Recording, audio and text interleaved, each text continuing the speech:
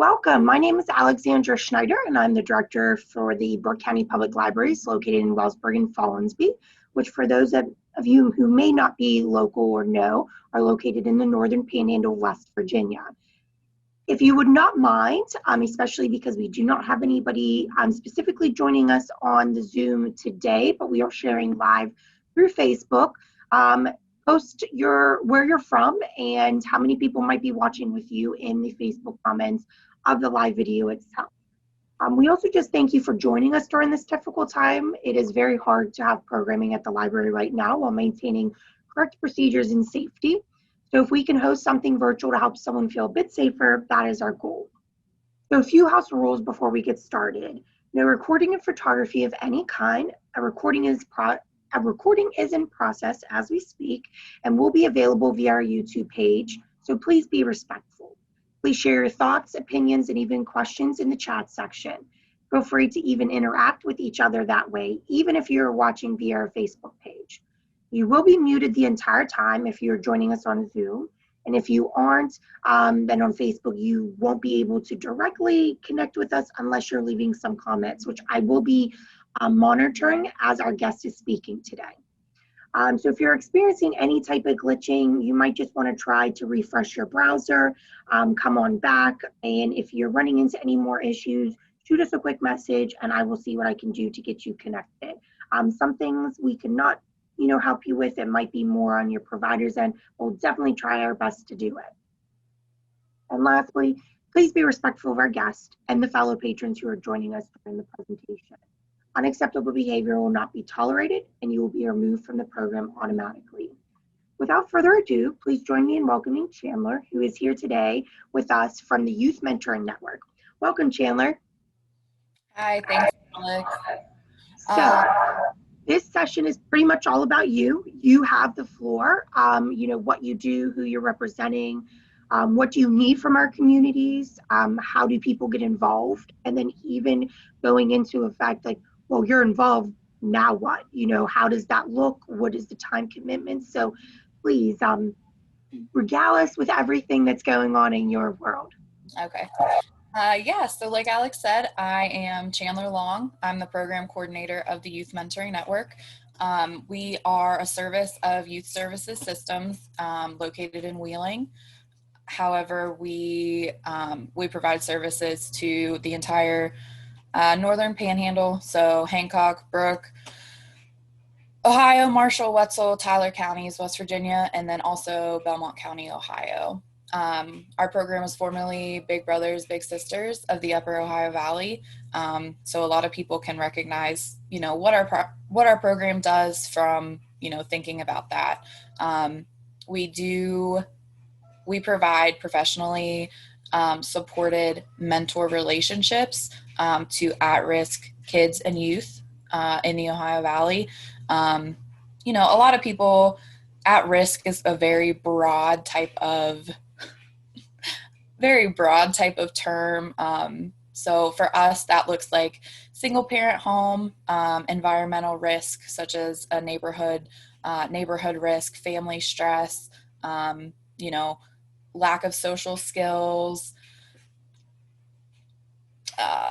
a number of environmental, situations, involvement in juvenile justice system, things like that. So we get referrals from a lot of different places. A lot of them come from the school, from schools, so from guidance counselors, from teachers, just adults that notice, the need for a child to have a positive influence, a positive person that can be with them outside of their home. So as far as, what our program is, what we do is we go through a process with mentors and mentees to get them enrolled in the program. From there, it's not as much as an after school program as it is really just a relationship between an individual and a child or a teen. So we ask that our mentors spend 4 hours a month with their mentee in a one-on-one match situation to kind of be able to, get to know them better and for them to be able to open up to them more and trust them more. We ask that they be matched for at least 1 year. And our program is all evidence-based research. It's done from all of our all of our like what we require of mentors, what we require of the kids. It's all from evidence-based research. And so we see that kids that are matched for a year with an adult, that is where we really see great results from a mentor relationship. We do have monthly activities that our program sponsors. So, if money is a thing that you think is holding you back from becoming a mentor, we do once a month. Obviously, COVID has everything kind of crazy and just a mess. But in the past, some examples of what we've done, we've gone to the trampoline park. We've gone to Tilt Studios in St. Clairsville, which is like an arcade. We've gone bowling. We've had a game night where we got a bunch of board games and we all played games. Um, you know, and as far as money goes, we stress to the families of the kids, and then we stress to the mentors as well, that's not your purpose in the relationship. It's not to spend money on the kid, a whole bunch of money. That's not what it's about. It's more about, the relationship that you can share with a kid. For a lot of these kids, getting out of the house is the best part of having a mentor. Just having someone, that their parents can trust. I'll go through the process a little bit briefly about, of what it takes on our end, what we do to, reach certain clearances to make sure that the mentors are safe for the children. But a lot of these kids, it's just not really an option, whether their parents don't drive or whether they, if money is an issue, things like that, just getting out of the house is not something that they get to do a whole lot besides to, go to school. So that's like a really exciting thing. And when I interview the kids, a lot of times, one of the questions I ask is, why do you think that your parent or guardian wants you to have a mentor? And most of the time it's so that I can get out of the house, so that I can not annoy my siblings, like that's really what it is for these kids. And so, a lot of times it's just super exciting for them to be out and just to do things that like they wouldn't have had the chance to otherwise. So yeah, that's kind of just general parameters of the program. I like to explain to people that once we get you through the process of becoming a mentor or getting your child enrolled as a mentee, it's not like we're really in your business as far as, like regulating what goes on. I'm available at any time for, the parents to have a conversation with me. If they have a need, I'm there, obviously, and the same goes for the mentors and the children. But it's really nice. Something that I really appreciate about our program is that there's freedom to kind of do what the kid wants to do, what the mentor wants to do. So, we don't have like, strict kind of like, okay, this is the activity for today. Like, this is what you need to do. You have a lot of freedom. Like, I know, one of our matches, the mentor told me that they spent like 8 hours like doing arts and crafts at her house. And so like that was just like really exciting for the mentee to be able to do that and to be able to, have someone to get her out of the house and do that. It's not always a big like dramatic, going to a Pirates game. Like that's not what it is. It can be, but more than anything, it's just like I said, getting out of the house. So yeah, that's kind of the outline of the program. As far as becoming a mentor, we have an application process. that we have everyone go through. So you have to be 18, 18 or older to become a mentor. Um, oh,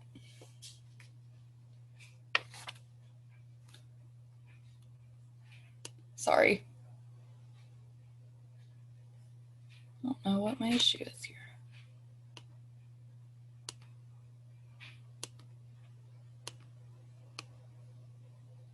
Are you having issues seeing us? I don't know what. Can you still see me? I can still see and hear you, and you are still broadcasting live as well. Okay, I don't know what happened, but it just went kind of crazy for a second. Okay, I'll just get back into it. As long as you can see me, that's all that really matters. So anyway, to be a mentor, you have to be 18, 18 or older. Obviously, of good character. We do 3 reference checks on every person that applies to be in the program. We do reference checks. Obviously, emotionally mature and stable. You know, you need to have the time to spend with a kid, and like I said, we ask 4 hours a month, and I tell people, sometimes 4 hours a month, like that's nothing. Like, I have an abundance of time, and other times it's like I don't have 3 seconds um, to kind of figure things out. So and we're understanding of that. If you don't reach your 4 hours a month, you're not going to be booted from the program or anything like that. um, that's just kind of a general thing that we ask of our mentors, to be able to set 4 hours a month aside for this relationship. We also, having adequate transportation is an important thing. A lot of the mentees, their parents either don't drive or don't have a vehicle. So it is important that you, as a mentor, are available to pick them up for activities and things like that. Um, we do a training. I do a training whenever we get the application from the potential mentor. We do a training with them. Um, you know, not every situation that you come across will be covered in a training, but that's an advantage of having me. This is like the professionally supported relationship, but if there is something that comes up and you're like, I don't really know what to do here, that is, that's why I'm here, is to help you through kind of things like that. We do an FBI and Department of Motor Vehicles check. We do like I said, 2 hour pre-match training, and then a face-to-face interview that takes place in the mentor's home. And we do the same thing with the kid, with the family. We have you sign confidentiality, and then we do ongoing training with the mentors. So I tell people all the time, once you get through the application process, it's smooth sailing from there. You're really, I don't want to say on your own, because you're not on your own, but you just have a lot of freedom to pursue the relationship in a way that works best for you. So as far as the process for the child, like I said previously, we get a referral, and from there, depending on where the referral is from, a lot of times I'll have a conversation and kind of be able to touch base with the person that is referring, to kind of say, like, hey, like, what's going on here? Why do you think this program is appropriate? Things like that. So our program, the children and teens in our program are age 6 to 17 whenever they enroll. They can be 6 to 17 years old. And then obviously they have, one of the risk factors that I'd spoken about earlier. I'm just going to go through the risk factors really quick, just to kind of, but yeah, so a single parent home, a parent who is incarcerated, experiencing homelessness, identifies as LGBTQI, in a foster care placement, difficulty with peers, academic challenges, family risk or stress, low self-esteem, or anyone who is who is receiving services for any of those risk factors. Um, And then, yeah, as far as that goes, becoming a mentor, as long as they're capable of capable of establishing a one-on-one relationship with a volunteer and have parents who are supportive of the match, they're good to go. And the process is very simple for the kids. I do an interview with, like I said, I do an interview with the kids and the family in their home. And that's just to kind of be able to understand them a little better, be able to meet them, in their environment so that the kids are comfortable, that they're not, being pulled out. And, I don't want them to feel like I'm interrogating them. So we do it, just like sitting on the couch in the living room, so that we're able to, you know, just kind of get to know each other a little better. Um, yeah, so that's kind of the process for mentors and mentees. Um, you know, we do have, I know that things are so weird with COVID right now. I mean, everywhere it's just weird. Everybody's having problems, but um, there is usually a waiting period for kids to be matched with a mentor. Um, this kind of can vary. And the reason is that if I have a mentor that is ready to be matched with a kid, they've gone through their whole background checks and everything like that. But if I don't feel that they are going to be a good match for that kid, say, for example, um, the child is super active, like very into sports, ready, just like on the go all the time. And the mentor is someone who does not have a lifestyle like that. I'm not going to put them together because I want the best possible match for the mentor, for the volunteer, and for the child. So that could be one of the reasons why there's a little bit of a wait. And then in addition to that, we just have not really we've not seen the numbers as far as mentors go. So we always have kids on our wait list. However, the mentors, we've noticed, interest has gone down a little bit, and that's completely understandable given the situation that our world is in right now. But yeah, so usually the the wait has to do with one of those two things. Um, How are they interacting right now? Are they, I would assume they're probably doing what most all of us are doing. The phone's glued to our hands. We're either Skyping, Zooming, a trillion other ways, FaceTiming. Is that something that's acceptable? Definitely in this time, just to stay connected with their mentees and and still meet some of the requirements and still be active in that child's life. Definitely. So, and I mean, we have mentors who have kind of pressed pause on their relationships. Not that they're pressing pause on the relationships, but just as far as interacting goes, especially in person, people with families that, are at risk or, have health concerns, and that's more than understandable. Everything is different right now. We really encourage people to connect virtually with their mentors or their mentees.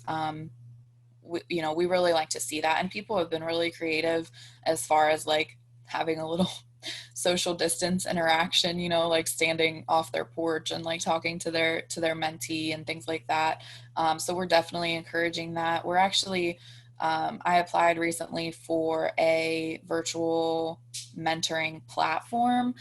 So it's pretty much just like a Zoom, I guess, except it's specifically for mentors and mentees to be able to communicate.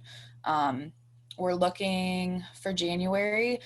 There's the thing is about like this time that we're in is like we're deep enough in it now that there have just been so many resources that have come forward as far as like getting together and hanging out with people online. Obviously like online safety is a concern when it comes to that, but we're looking in January to do kind of a virtual event through Jackbox TV. It's like a gaming thing. So we're looking to do that in January, but there are too, I mean, there are some matches that have still been getting together in person, and that, we're not going to tell you to not get together with your kid if that's something that you're comfortable with. Obviously, we very much encourage wearing masks, social distancing, washing hands frequently, and things like that. Yeah, so I mean, but as far as group activities right now, we have kind of veered away from that, just because we want everyone to remain safe and um, to not be added to the list of statistics in our area right now. But yeah, we're doing our best, and we're figuring it out as we go. But yeah, that's a good question. We're we're trying. I think the gist of what I've got from you today, definitely just in the few minutes that we've been, is just that a person, or I should just say an adult, really only has to give their initial time to train, maybe some ongoing training here and there, but that's like normal with a job. So that's kind of normal stuff. Right. But it almost seems like, I mean, with right now, it's a little bit funky, but 4 hours, that could be 4 lunches, like taking them out 2 hour lunches a month, or 2 evening dinners, or one huge crafting session. And Right. it's more of just, if you have something that you would like to share with a younger generation, it could be a perfect connection to be like, I'm a woodworker, I would love to teach somebody something that I'm doing. So, I mean, it really does seem like it can be easy peasy. I mean, we're on our computers, our phones, uh, as long as we have connection. I know that's also a barrier and an issue, but it almost seems like it's just ongoing connectivity. So, what you would do with your best friend, or your mom, or your dad, or your sibling, or whoever you're talking to, um, just picking up the phone and texting them, oh, hey, how are you doing today, Chandler? And then, going about your business. Right. Right. And that's, you mentioned connection, and I do want to kind of address that. Is a lot of times, what we emphasize probably the most, is connection, because I mean, it's factual. If you think of any situation, where someone has kind of begun to make decisions that are out of character for them, or made kind of choices that have landed them in an unsavory situation, a lot of that comes from a lack of connection. And so, you know we tell the mentors, you're not to be a parent in this relationship, like you're not to be a teacher, like that's not your role. What your role is to just be a friend and someone that is reliable, for these kids. And that connection, I mean, when back to evidence-based research, like that connection is what carries a lot of these children and youth through, is having a connection in the community. Like I should have written down some statistics, but just as far as even like graduating high school, or seeking out leadership positions, or even becoming a mentor themselves, when the time comes, when they age out of the program. Like these are all things that we see in these kids and in these teens, that maybe would have not been the case had they not had a mentor. So yeah, connection can be overstated. um, and you need accountability. That's what it is ultimately, is you need accountability. You need to be accountable to someone. And like I said, not that their guardians or their parents are failing in any way, or doing anything that is less than they need to do. But it's more of just someone outside of that relationship. I mean, I was a teenager once, you were a teenager once, right? Like, my parents are not the first people that I went to, to kind of like have to like have a talk about things, or like, spend time with outside of the house. You want to get out of the house. A lot of the times it's like from your siblings and from your parents, right? So like, that's why we encourage just a one-on-one relationship, for these kids to be able to, just have someone else. Um, I think you pointed out a good point too, for those that might be watching or watch this later. it's a scary situation. I know a lot of people talk about in the olden days, or this wasn't present when I was younger. Right. It's, in my personal opinion, it's always just because we're more open and we're talking about it more.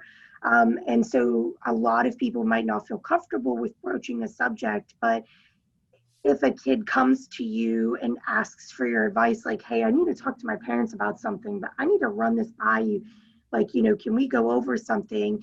I mean, you indicated that that's an easy thing to overcome. You're there. There's a resource center for the mentor, pretty much, to say, wait, hold on. Can I pause this conversation with you really quick, dude? And then go over here and be like, hey, Chandler, so they're asking about this, like what would be the best way for me to address this situation? So it really does seem like you guys put the kind of the information, the factual, the handouts, the helpfulness, and just the connectivity for the mentors to feel like they're sufficient enough to be in that relationship. Because maybe they don't want to feel like they give the bad information, especially because it's our youth.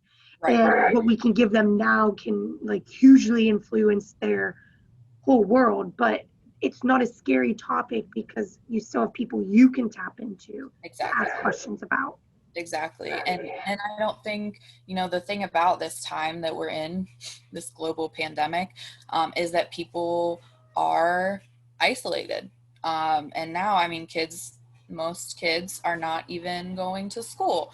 And so they're doing online school. So, just that kind of outlet for these kids. And you're right. I mean, and I tell mentors, like, I'm unofficially on call whenever you need me. Like, because I mean, there's some situations, it could be the smallest thing, like, like someone asked me to take their mom food. Like, is it okay if I do that? Like, if that's something that you're comfortable with, go for it. Like, that's totally fine. And then there's also some heavy stuff like these, you know, I grew up, I had a great life. I have a great life, but there were some situations in my childhood and in my teenage years that were not ideal, that I was, like going through it per se. And so like, even just situations like that, to have someone to go to, and for the mentor then to be able to have someone as well. That's a great point, to be able to be like, hey, this is like above my pay grade, which like you're volunteer, but like I need some help with this. And that leads me to also, we do a lot of my job is referrals for families. So, if a family says to a mentor, like, for example, I'm having problems, like I'm having some trouble with Christmas this year. Like, I'm not able to, provide Christmas presents for the kid. Um, in that situation, the mentor is able to come to me and say, hey, is there anything I can do for them? Like, what should I do? Whatever. And from there, I can refer either the parent out to a different organization, or, I mean, our organization as well, the Youth Mentoring Network within YSS, and then YSS as the greater organization. We both have resources for that. So even if it's just like a parent that like needs, like, hey, I think that, little Johnny, I think that he needs to be in therapy, and like instantly, that from there, like I can make a referral for that kid, you know what I mean? So it's like a lot of it is just building kind of a good connected system for these kids to be able to, give them the best possible shot. um, yeah. Yeah, I think it's hard for anybody to ask for help. Of That's course. the biggest thing. But if you already have the connection, it kind of seems less than you're asking for help and more that you're just asking for a hand up. Like, Right. I need help with getting over this hump. Right. Do you Or have any like resources? advice even, like, hey, this is the situation I'm in. Like, do you have any idea, like, if there's somebody that I should go to, or, go through? Like, someone had asked me, not even, wasn't even a work thing, but this is an example of something that could come up, is like someone who has a physical limitation. They can't get to work because they're no longer able to drive. And so someone asked me, like, hey, do you know of any like services that can provide like a ride for this person to get to work, even stuff as simple as that, like, yeah, I'm absolutely willing to like help you figure this out. Like, let's problem solve this together. Let's figure it out. So, yeah, I mean, there's I can give you the information, I can give you the handout, I can give you the flyer, but really it's a lot bigger, it's a lot broader, as far as what we can offer and what we can do, for children, families, and mentors in the Ohio Valley. Now, I think the last question that I can think of for you, especially because we're like, let's say where Brooke County is, we're smack dab in between the two, upper counties in West Virginia. We're smushed right in between, PA and Ohio. What is the geographical, I guess you could say, match? Or is a mentor allowed to say, listen, I really want to be there, and I understand it might take a few months to find me somebody, but I can't travel X amount of distance? Is that still something like can be played in like a factor? Yeah, that's a great question. And so that's something also that in the interview I talked to the mentor about, like, what is the distance you are available to travel, for the match? Because I'm not going to, I mean, like, the scope of the area that I, serve is huge. So I'm not going to send a mentor from Hancock County, down to Tyler County to pick up their mentor or their mentee. So that's definitely a good point. And, we do the best. I'm not going to do that. I'm not going to do that to someone. We do kind of take into account, the location of families versus the mentor, and then also just like kind of the situation that someone's in. Like, if someone works 6 days a week, so they have 1 day a week, I definitely don't want them to spend their entire day traveling, to pick up the kid. So yeah, that's a great question and a good point. We definitely take that into consideration.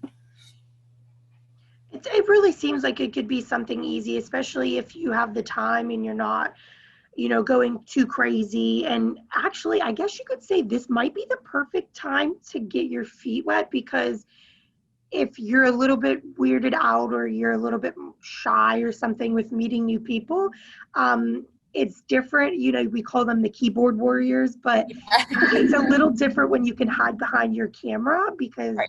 they can't see the whole picture. You can kind of pause yourself and be like, I'll be right back. And Right. you don't have to be present in the whole moment at all times. So it, even though we keep saying 2020, it's 2020, and it's like that's the derogatory when you say it's Right. 2020. It almost seems like it could be maybe the perfect time for some of our community members to just get involved because maybe they're stuck at home. Yeah. So what is it if they get used to Skyping somebody, or FaceTiming, or using Facebook, their FaceTime server? Like, there's so many different ways you could do something. So this might be a positive slightly for 2020 in Yeah, that issue. I agree. I agree. I mean, we're really like, if this was to happen, I'm glad it is in this age of just like, you can't even get away from being connected, online with people. So that is definitely a positive. And, um, you know, I too, like it, I try to explain to people that it isn't like there are no prerequisites, for you to become a mentor. Like, the mentors that we have, like, we have some who have been in social services, and who have worked in social services for their entire lives, and then we have others who are just like we have one who is an accountant, so like it's not like you have to have like all of this life experience, working with kids and working with teens. That's not what it is. So the pressure is off. The pressure is off you. There's no specific person that you need to be going into this, and the goal through training and then through, just my support is to be able to you know allow you to just kind of mentor in your own way. And that's why I really enjoy, the freedom of this program. You know, you don't have to be like, it's not, like I said, not an after school program. You don't have to be well versed in sixth grade math. Like that's not what it is. Thank God. I know, no, I would be in trouble. But yeah, it's just, there's just a lot of freedom, and there's no person you have to be, besides just a caring and compassionate person, going into it to be able to make a really big difference. And you know, I say too, I would be willing to bet that most people who I view in my life as people who have mentored me don't even realize the amount, like the impact that they have had on my life. You know, and whether it's been like a college professor, or a high school teacher, or just like someone from my church, like they don't even know like how much, you know, I have really gained from having them, um, being in relation with them in my life. Like it really is. You don't think about it, but it is, it's a big difference, and it can make all the difference in the world. I 100% agree. And I think that that's the perfect closing remarks, to just sum up why you're doing what you're doing, why you're trying to be out there selling yourself, selling the program to get our community involved, especially with our youth. They are our future, Yeah. and we have to invest and make sure that they are ready to take on this crazy, lovely world. Right. I am going to conclude the recording. So thank you all who might have watched this in the future or watch with us now for joining us.